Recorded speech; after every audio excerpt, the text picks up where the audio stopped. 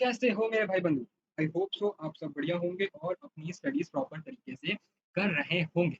तो आज हमारा लेक्चर नंबर 3 है द लिविंग वर्ल्ड चैप्टर का, जो क्लास 11 का पहला चैप्टर है, हम लोग ने चालू किया था।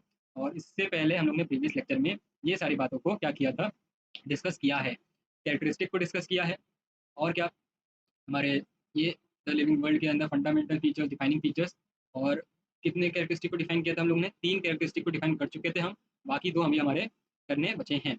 आज हम करेंगे रिप्रोडक्शन कैरेक्टरिस्टिक को डिस्कस, देखेंगे, जानेंगे रिप्रोडक्शन के बारे में। वैसे बेसिक नॉलेज तो पता ही होगा रिप्रोडक्शन के बारे में, तो वही देखते हैं कि कितना आपका बेसिक नॉलेज, कॉन्सेप्ट क्लियर है। ठीक है, आइए। तो हमारे पास क्या है, फोर्थ नंबर पे हमारे पास आ जाता है रिप्रोडक्शन। रिप्रोडक्शन का बेसिक कॉन्सेप्ट हम लोग ने क्लास 10th में अभी पढ़कर आए हैं। तो क्या पढ़ा था क्लास 10th में, कि यहाँ पर क्या हो रहा है, हमें हम दे रहे हैं बर्थ टू यंग वंस। क्या कर रहे हैं? Birth to young ones is a part of reproduction. ठीक है। अब यहाँ पर रिप्रोडक्शन सेक्सुअल भी हो सकता है, सेक्सुअली भी हो सकता है। ठीक है।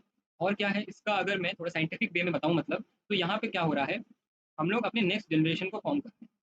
Formation of next generation, next generation को हम फॉर्म कर रहे हैं। और इस यंग वंस को हम क्या बोल सकते हैं?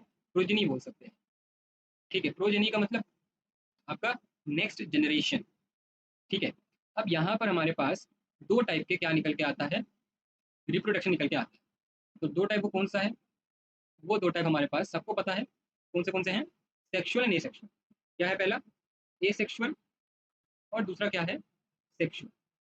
एसेक्सुअल सेक्सुअल में क्या फर्क है? एसेक्सुअल में हमारे पास यूनिपेरेंटल होता है। यूनिपेरेंटल मतलब एक पेरेंट रिक्वायरमेंट होता है। ठीक है। बट इन सेक्सुअल हमें दो पेरेंट्स की जरूरत पड़ती है।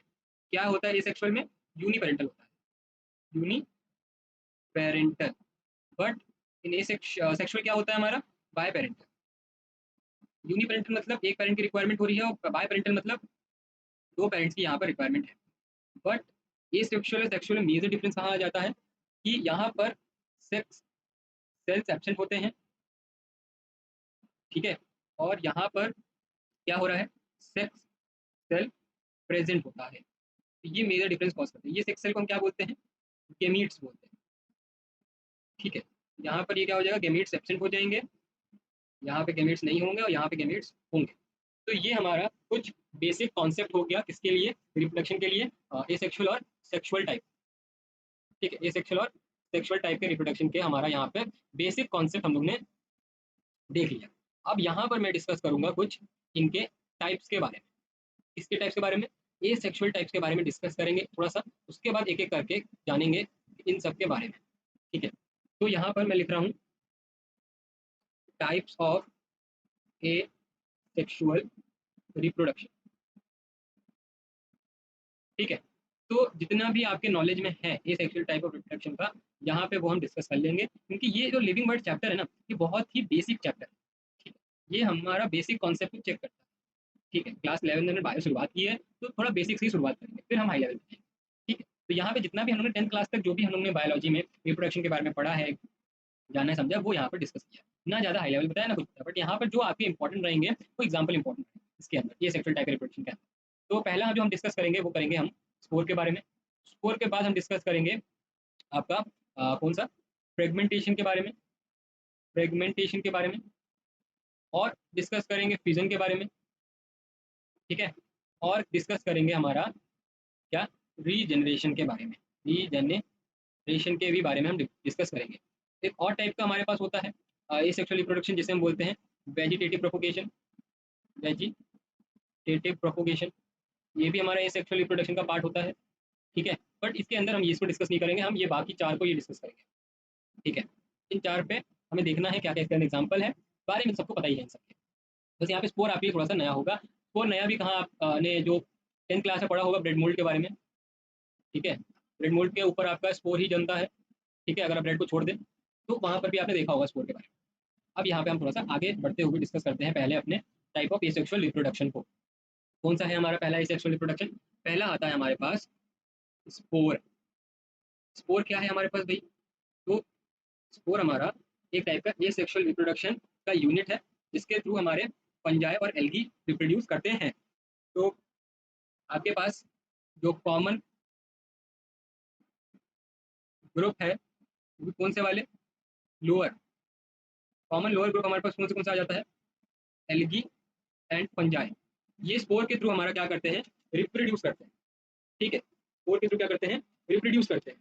अब क्या करना है, हमें बताना है मोस्ट कॉमन स्पोर कौन सा है, मोस्ट कॉमन स्पोर प्रोड्यूस्ड किसमें, पहले हम डिस्कस करेंगे एल्गी में, एल्गी में, और उसके बाद डिस्कस करेंगे फंजाई। ठीक है, एल्गी और फंजाई में हमारे पास मोस्ट कॉमन स्पोर कौन से आते हैं। एल्गी की मैं बात करूं तो एल्गी के पास आता है जूस स्पोर, बहुत कॉमन होता है एल्गी में, जो कि वो रिप्रोड्यूस करता है जिससे। जूस स्पोर कैसे होते हैं, मोटाइल होते हैं, मतलब मूवेबल है, मोटाइल मतलब मूव कर सकते हैं। ठीक है, तो ये मूवेबल स्पोर्स होते हैं। फंजाई के पास आता है कोनिडिया करके एक स्पोर होता है, जिससे फंजाई क्या करता है, अपना एसेक्सुअल मोड ऑफ रिप्रोडक्शन को सफल करता है। तो ये बात होगी हमारा स्पोर का, इसमें आपको ये दो एग्जांपल प्रोमिनेंट याद करने हैं। ठीक है, तो आगे बढ़ते हुए डिस्कस करते हैं हमारे पास नेक्स्ट टाइप का एसेक्सुअल रिप्रोडक्शन, जो हमारे पास है फिजन। फिजन हम लोगों ने 10th क्लास में पढ़ा था, इसका अमीबा का। ठीक है, कैसे अमीबा रिप्रोड्यूस करता है। फिजन का मतलब यहाँ पे क्या हो रहा है, parent cell, parent cell divided इसमें into into two daughter cell. दो डॉटर सेल में अगर हमारा एक पेरेंट सेल क्या कर रहा है, डिवाइड कर रहा है, तो वो हमारा फिजन कहलाएगा। इस टाइप के फिजन को हम क्या बोलते हैं, बाइनरी फिजन। क्या बोलते हैं, बाइनरी फिजन बोलते हैं। अब ये बाइनरी फिजन के एग्जांपल क्या है, कौन कौन ये बाइनरी फिजन को क्या करता है, शो करता है।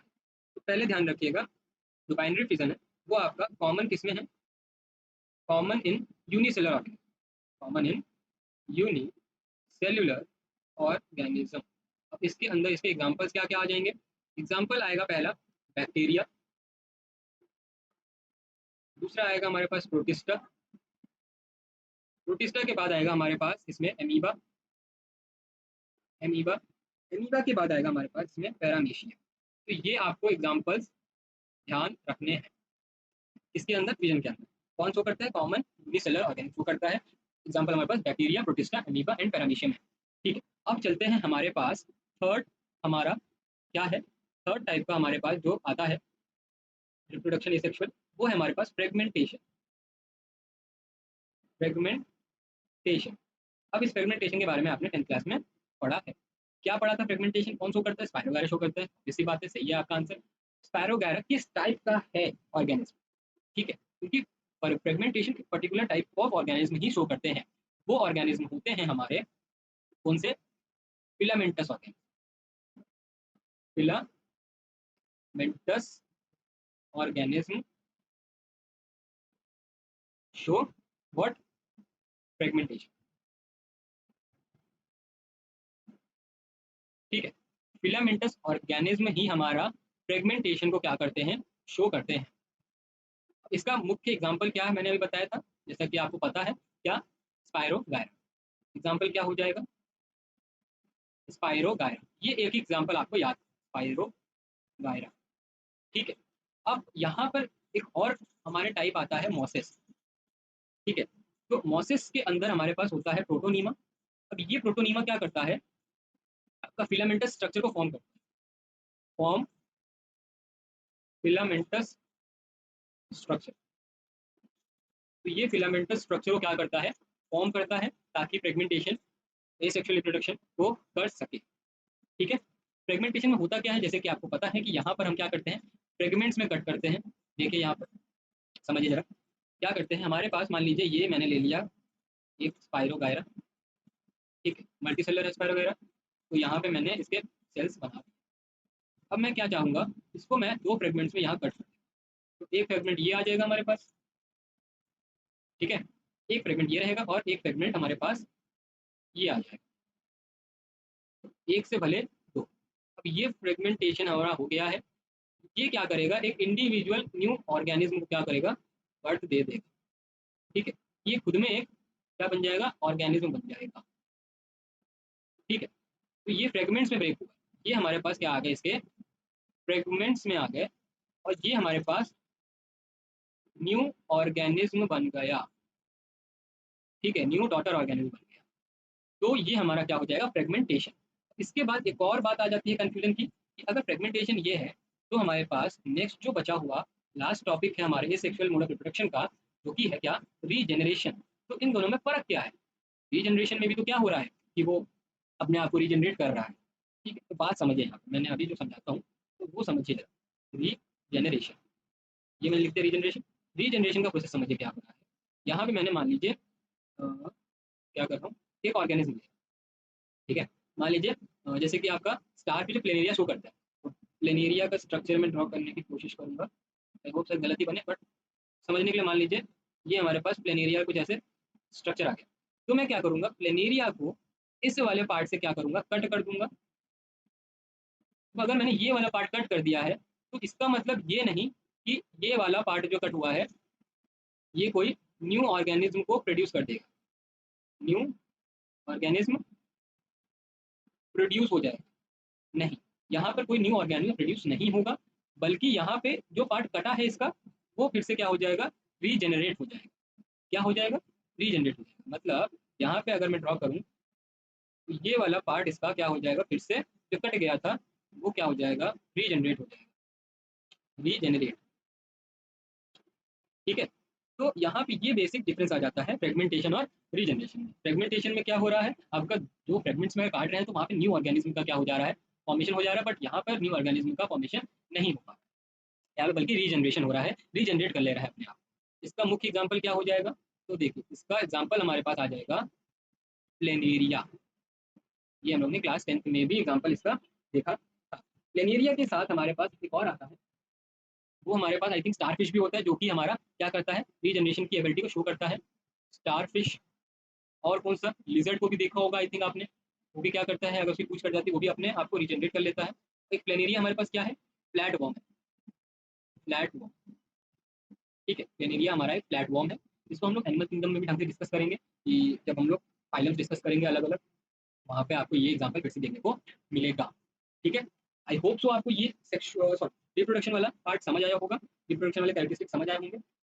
नेक्स्ट लेक्चर में हम कुछ ग्रोथ और रिप्रोडक्शन से रिलेटेड कुछ टर्म्स को डिस्कस करेंगे, समझेंगे रिप्रोडक्शन और ग्रोथ क्या है। और हाँ, वो भी देखेंगे कि रिप्रोडक्शन कैसे एक फंडामेंटल प्रॉपर्टी है, it is not an defining feature. यहाँ पे मैं लिख देता हूँ, जब मैं कल आपको समझाऊंगा तो वहां पे मैं बताऊंगा, ठीक है। तो यहाँ पे मैं एक स्टेटमेंट लिख दे रहा हूँ, यहाँ पे मैं एक स्टेटमेंट लिख रहा हूँ। ये स्टेटमेंट क्या है, reproduction is a fundamental feature,